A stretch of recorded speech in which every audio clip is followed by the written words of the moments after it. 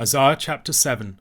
In the days of Ahaz the son of Jotham, son of Uzziah, king of Judah, Rezin the king of Syria, and Pekah the son of Remaliah the king of Israel, came up to Jerusalem to wage war against it, but could not yet mount an attack against it. When the house of David was told, Syria is in league with Ephraim, the heart of Ahaz and the heart of his people shook as the trees of the forest shake before the wind. And the Lord said to Isaiah, Go out to meet Ahaz, you and Shear-Jashub your son, at the end of the conduit of the upper pool on the highway to the washer's field. And say to him, Be careful, be quiet, do not fear, and do not let your heart be faint because of these two smouldering stumps of firebrands, at the fierce anger of Rezin and Syria and the son of Remaliah, because Syria with Ephraim and the son of Remaliah has devised evil against you, saying, Let us go up against Judah and terrify it, and let us conquer it for ourselves, and set up the son of Tabeel as king in the midst of it. Thus says the Lord God, It shall not stand, and it shall not come to pass, for the head of Syria is Damascus, and the head of Damascus is Rezin, and within 65 years Ephraim will be shattered from being a people, and the head of Ephraim is Samaria, and the head of Samaria is the son of Remaliah. If you are not firm in faith, you will not be firm at all. Again the Lord spoke to Ahaz, Ask a sign of the Lord your God, let it be as deep as Sheol, or high as heaven. But Ahaz said, I will not ask, and I will not put the Lord to the test. And he said, Hear then, O house of David, is it too little for you to weary men, that you weary my God also? Therefore the Lord himself will give you a sign. Behold, the virgin shall conceive, and bear a son, and shall call his name Emmanuel. He shall eat curds and honey, when he knows how to refuse the evil and choose the good. For before the boy knows how to refuse the evil and choose the good, the land whose two kings you dread will be deserted.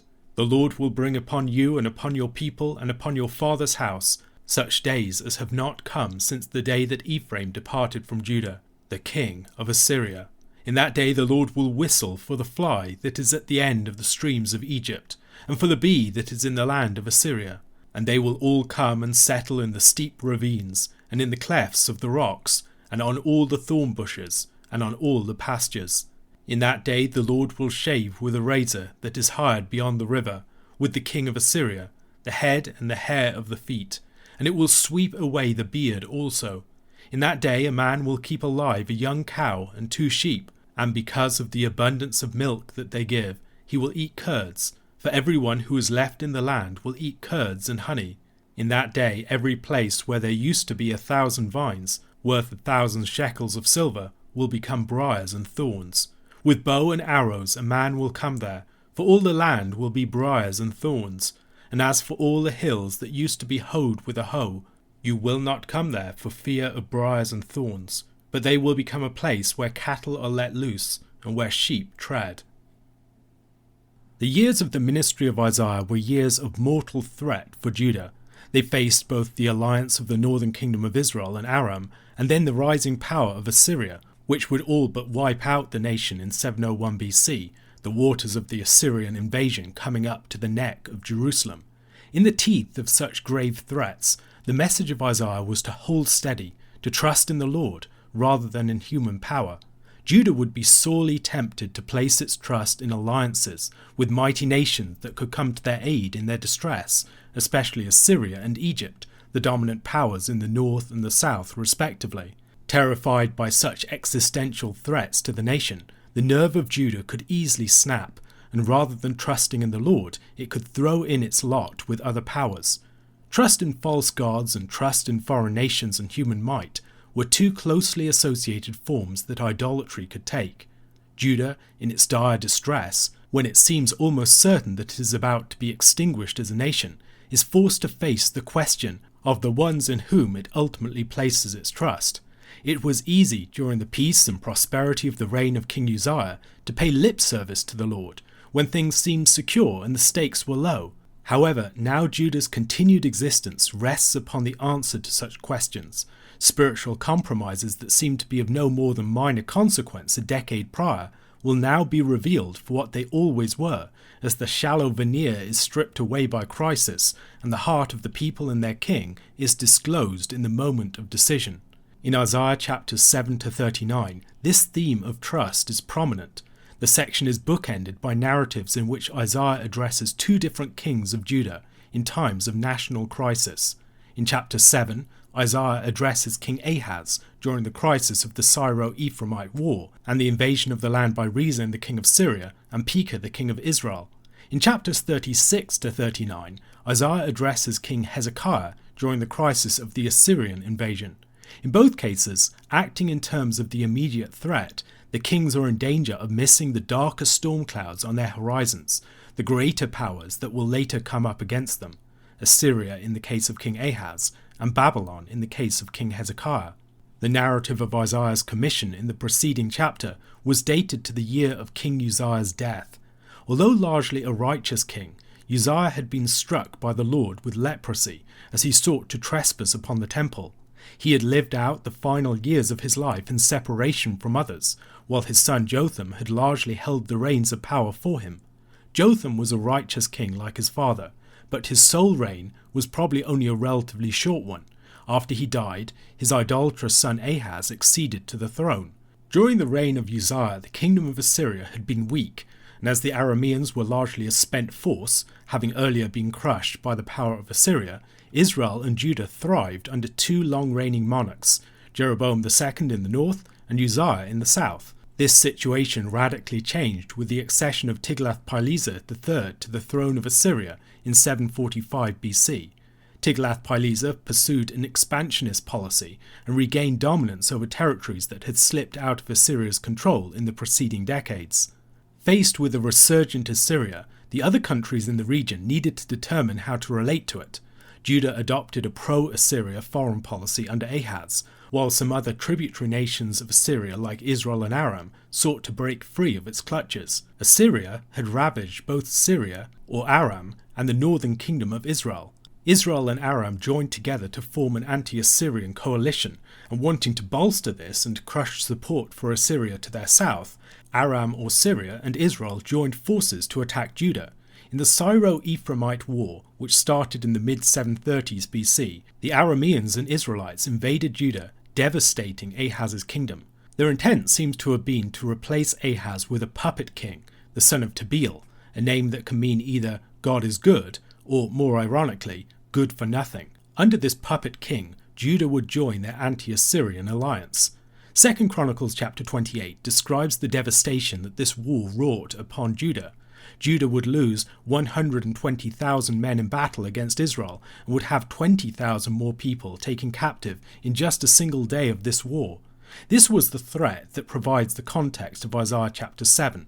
The idolatrous King Ahaz had received news of the alliance of Israel and Syria. Hearing that they are coming up to attack Jerusalem, he and his people were naturally terrified. The events of this chapter were probably set in 736 or 735 BC. The Lord sends Isaiah to speak to Ahaz. Ahaz is faced with a moment of decision.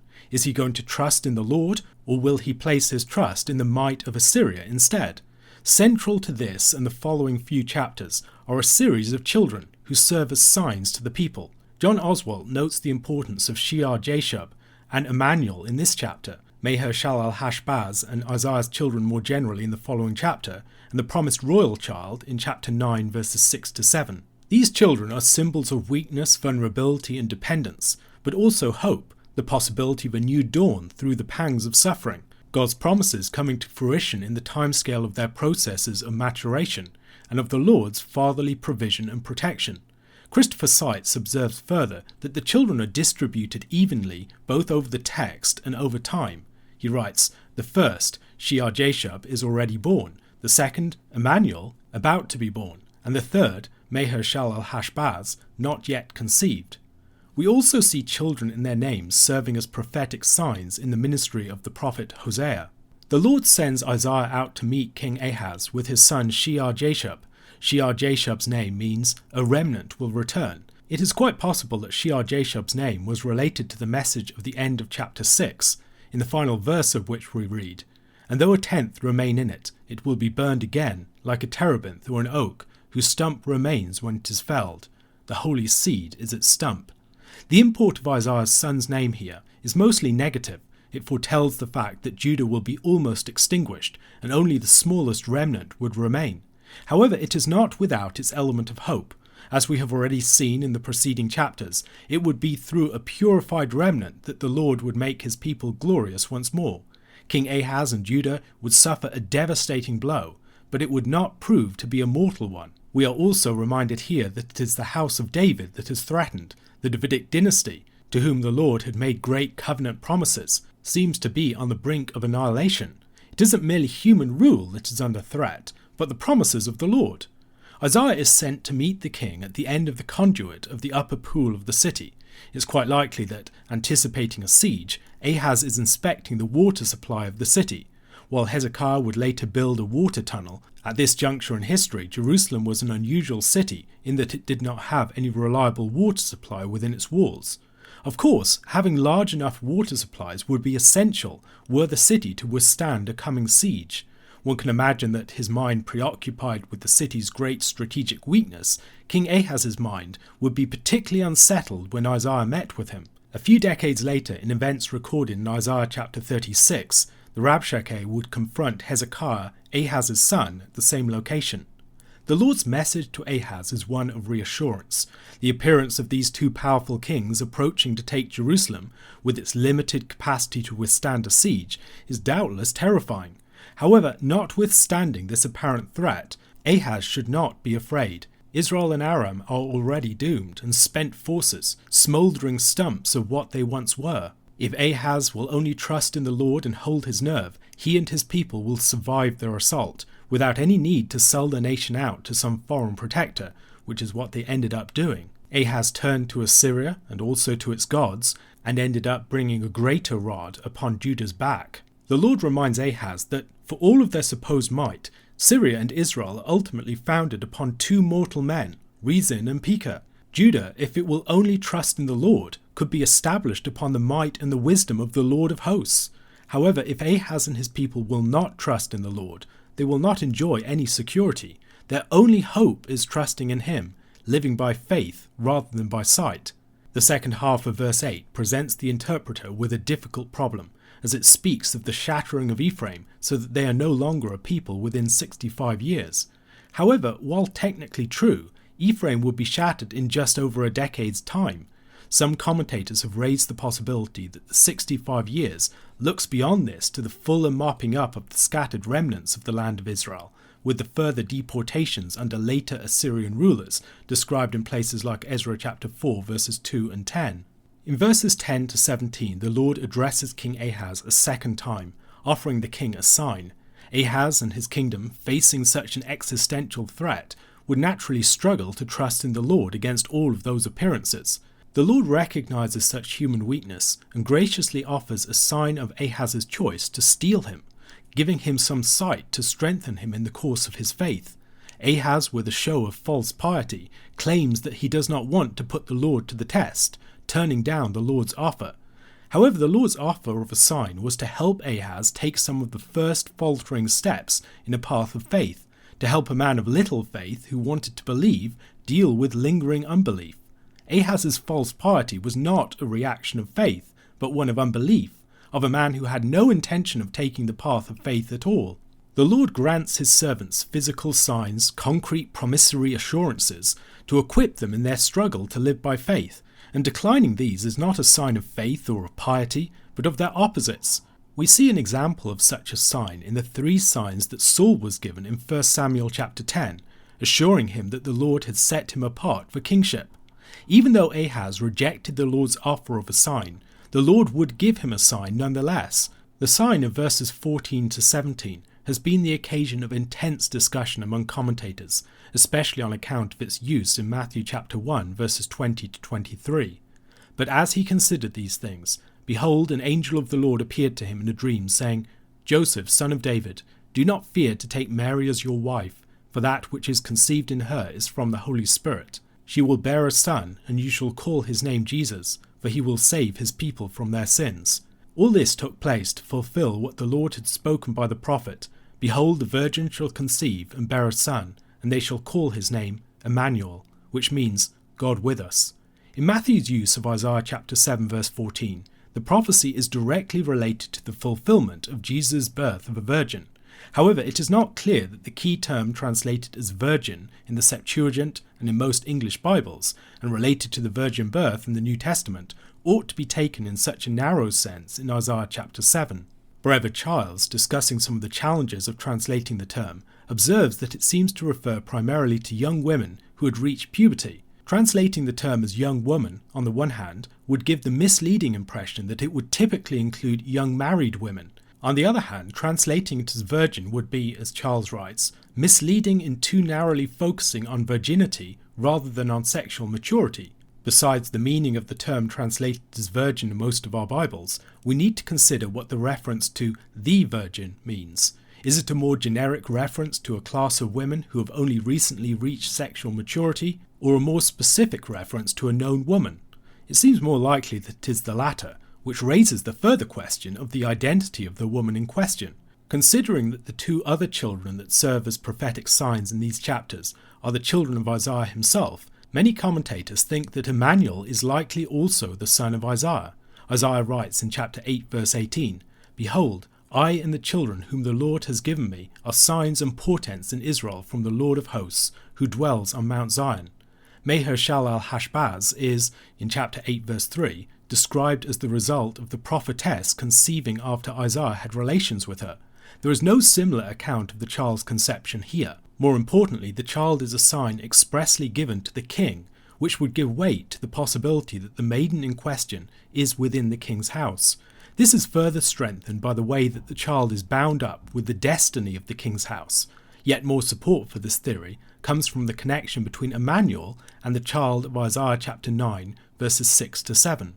"For to us a child is born, to us a son is given, and the government shall be upon his shoulder, and his name shall be called Wonderful Counselor, Mighty God, Everlasting Father, Prince of Peace. Of the increase of his government and of peace there will be no end, on the throne of David and over his kingdom, to establish it and to uphold it with justice and with righteousness from this time forth and forevermore.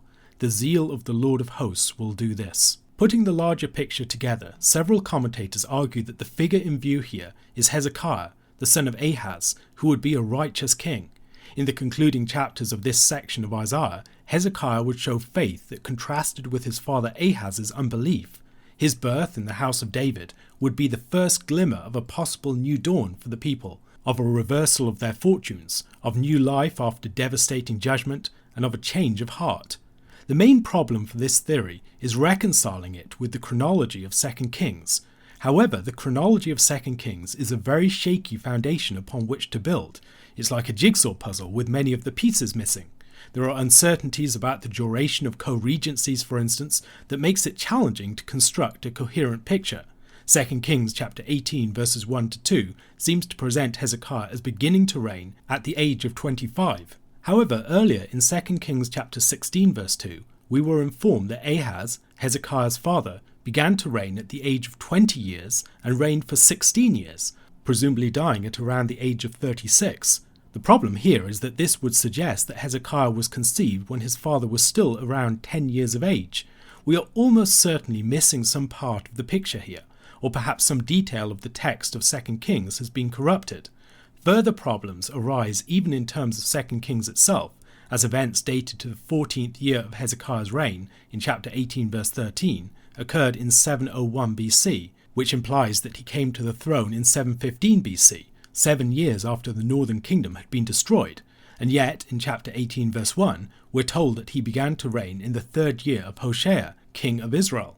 It isn't merely the fact that Ahaz is supposedly under 10 years of age at the time of Hezekiah's conception that is a problem with the surface appearance of the numbers of kings.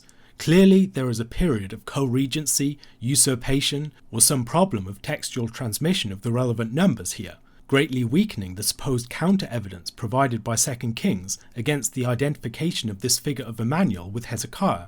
The story of Israel and Judah's kings is, as commentators both conservative or liberal almost universally recognize, not one of stable and untroubled succession, but one that judders and jolts with omissions and overlaps. Hezekiah, then, is the most likely candidate for the figure of Emmanuel here.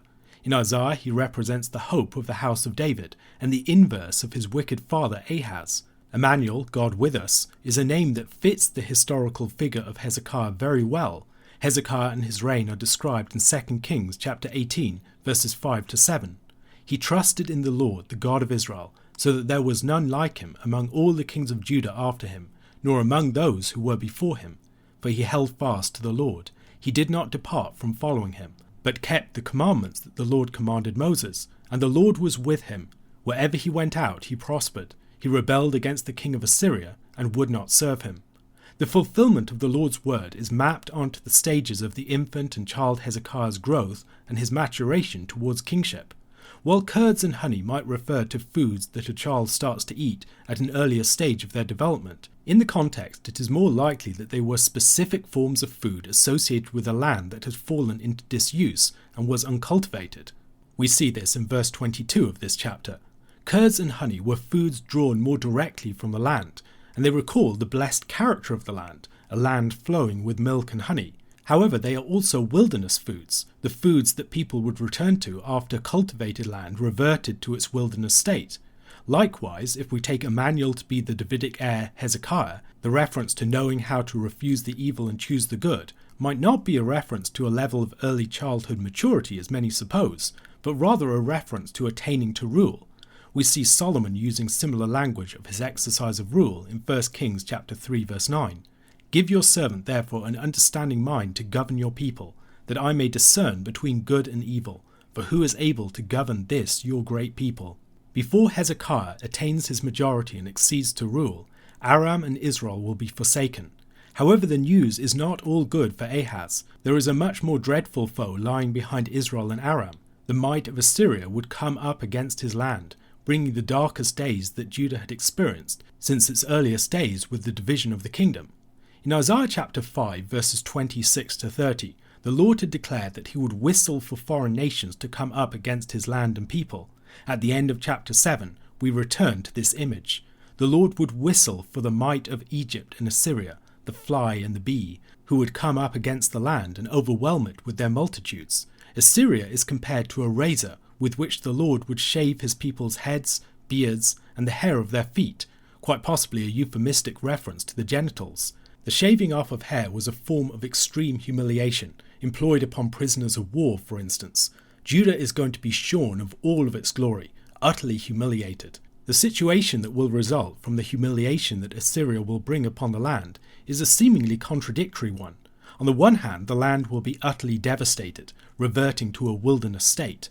Former vineyards, their walls broken down, and their terraces overrun with thorns and briars, as the vineyard of Israel itself in chapter 5, would now become places to hunt and trap wild beasts, hunters, gatherers, and nomadic herdsmen taking the place of farmers and settled forms of existence in the land.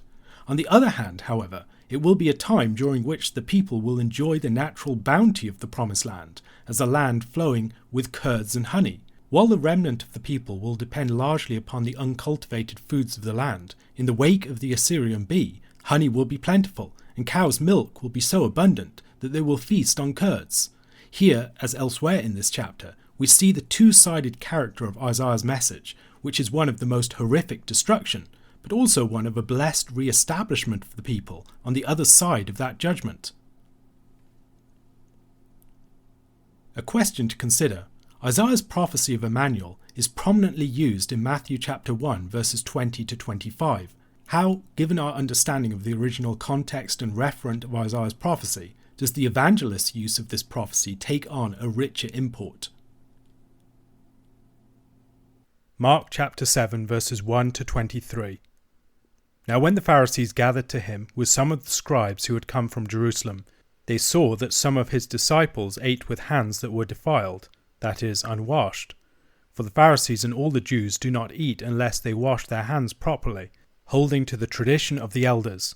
And when they come from the marketplace, they do not eat unless they wash.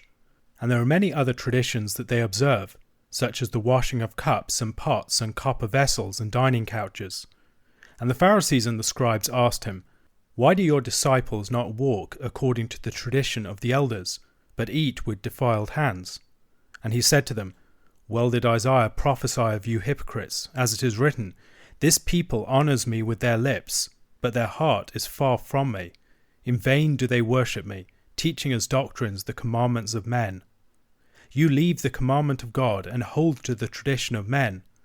And he said to them, You have a fine way of rejecting the commandment of God in order to establish your tradition. For Moses said, Honor your father and your mother, and whoever reviles father or mother must surely die. But you say, If a man tells his father or his mother, Whatever you would have gained from me is korban, that is, given to God, then you no longer permit him to do anything for his father or mother, thus making void the word of God by your tradition that you have handed down. And many such things you do.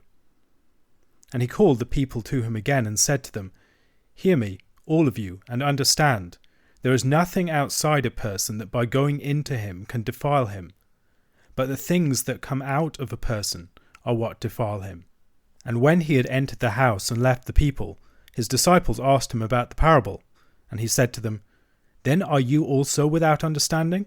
Do you not see that whatever goes into a person from outside cannot defile him, since it enters not his heart, but his stomach, and is expelled? Thus he declared all foods clean. And he said, What comes out of a person is what defiles him. For from within, out of the heart of man, come evil thoughts, sexual immorality, theft, murder, adultery, coveting, wickedness, deceit, sensuality, envy, slander, pride, foolishness. All these evil things come from within, and they defile a person. In Mark chapter 7, the Pharisees once again challenged Jesus on account of his disciples' behaviour. In chapter 2, it was on account of their supposed breaking of the Sabbath as they walked through the grain fields. Here it is due to their failure to ritually cleanse before eating. It's an objection story. It begins with the objections of the Pharisees and some of the scribes from Jerusalem. It's followed by an address to the people, and then it's concluded with a private discussion with the disciples. When the Pharisees and the scribes challenged Jesus concerning his disciples' failure to ritually wash their hands, Jesus responds by referencing Isaiah chapter 29 verse 13. He argues that they undermine the commandment of God through their tradition. They seek to reject the commandment in order to establish their tradition. The two are presented as antithetically related. Jesus underlines the importance of the commandment to honor parents by adding to his reference of the fifth commandment the citation of Exodus chapter 21 verse 17. The use of the korban vow to defraud one's neighbour, in this case parents, from what is due to them, is putting the love of God at odds with love to neighbour, which should be its necessary corollary. They're engaging in a sort of casuistry designed to circumvent the intent of the law, rather than to establish it. We've already seen this with the Sabbath. Their very particular observance, in all these little details, actually offers them means to avoid obedience, to avoid what the Lord wants from them. The verse that Jesus quotes in Isaiah chapter 29 verse 13 is important because of its context also. In verses 9 to 14 of that chapter we read, Astonish yourselves and be astonished, blind yourselves and be blind, be drunk but not with wine, stagger but not with strong drink, for the Lord has poured out upon you a spirit of deep sleep, and has closed your eyes, the prophets, and covered your heads, the seers. And the vision of all this has become to you like the words of a book that is sealed. When men give it to one who can read, saying, Read this, he says, I cannot, for it is sealed. And when they give the book to one who cannot read, saying, Read this, he says, I cannot read. And the Lord said, Because this people draw near with their mouth and honour me with their lips, while their hearts are far from me, and their fear of me is a commandment taught by men, therefore, behold, I will again do wonderful things with this people, with wonder upon wonder, and the wisdom of their wise men shall perish, and the discernment of their discerning men shall be hidden. The applicability of the judgment here to Jesus' ministry and the responses to it should be immediately apparent. Jesus doesn't directly answer the Pharisees' question. Rather, he levels a counter-accusation. He fundamentally challenges the grounds on which they are making the accusation. They are falsely claiming authority as arbiters of proper adherence to God's law, while violating it themselves. Perhaps hand-washing was for them originally a supererogatory matter of special cleanness that could be voluntarily adopted, but which, through the development of the tradition, gradually became an absolute standard and a way in which to judge others. Tradition is to be judged by Scripture, and hypocrisy is a constant problem.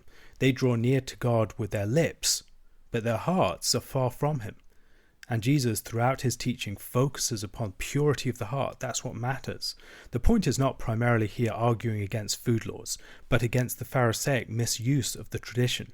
Even the law itself highlighted that it was what came out that was the problem. Jesus goes on to teach the people that what comes out of the mouth is what really matters. The importance of the tongue is that it manifests the heart.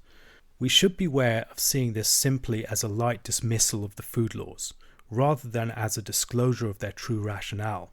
Jesus is fond of highlighting the radical antitheses that one encounters in the prophets, for instance, that pit the external practice over against its inner rationale and purpose. So, for instance, mercy against sacrifice. I desire mercy, not sacrifice. The point is not that sacrifice shouldn't be made, or that it should be negated. The tradition isn't being rejected wholesale. The point is that sacrifice needs to be understood in terms of mercy. In verse 19 here, though, there's something a bit more radical. Thus he declared all foods clean. It's an extremely important statement. Is Jesus merely saying that all foods have always already been clean? Or is he overturning the system of food laws? I think there's a bit of both. Jesus' argument about digestion is a timeless one. It's not dependent upon some new event in history. This has always been the case, that people take the food into themselves and it doesn't actually pollute their heart. It's a matter of just going through the digestive system. Yet the statement itself implies that Jesus actually made a performative utterance, something that changed the status of foods by his statement. In Acts chapter 10, verses 10 to 16, I think we see more about this. And he became hungry and wanted something to eat. But while they were preparing it, he fell into a trance and saw the heavens opened and something like a great sheet descending, being let down by its four corners upon the earth. In it were all kinds of animals and reptiles and birds of the air. And there came a voice to him, Rise, Peter, kill and eat. But Peter said, By no means, Lord, for I have never eaten anything that is common or unclean. And the voice came to him again a second time, What God has made clean, do not call common. This happened 3 times, and the thing was taken up at once to heaven. You can see the same thing in Romans chapter 14, verse 20. Everything is indeed clean, but it is wrong for anyone to make another stumble by what he eats. What I believe that Jesus is doing here is laying the foundation for the later abrogation of the food laws. What he's showing is that the food laws did not depend upon the inherent cleanness or uncleanness of the foods in themselves. Rather, clean and unclean foods were to be observed as signs of the separateness of Israel from the nations and of their special relationship with God. They were symbols. They weren't the reality of cleanness or uncleanness. That lay in the heart. Once the Gentiles were included, the food laws could be left behind because their rationale was never the defiling power of foods in themselves, but rather their symbolic import. A question to consider. Jesus emphasizes the absolute importance of the handed-down tradition to the Pharisees and the way that they are attached to it over God's commandment. As tradition ostensibly functions to guard the authority of the commandment, what are some of the ways that we can guard against our traditions being valued in themselves, merely for their own sakes, in ways that set them at odds with the commandment and the word of God?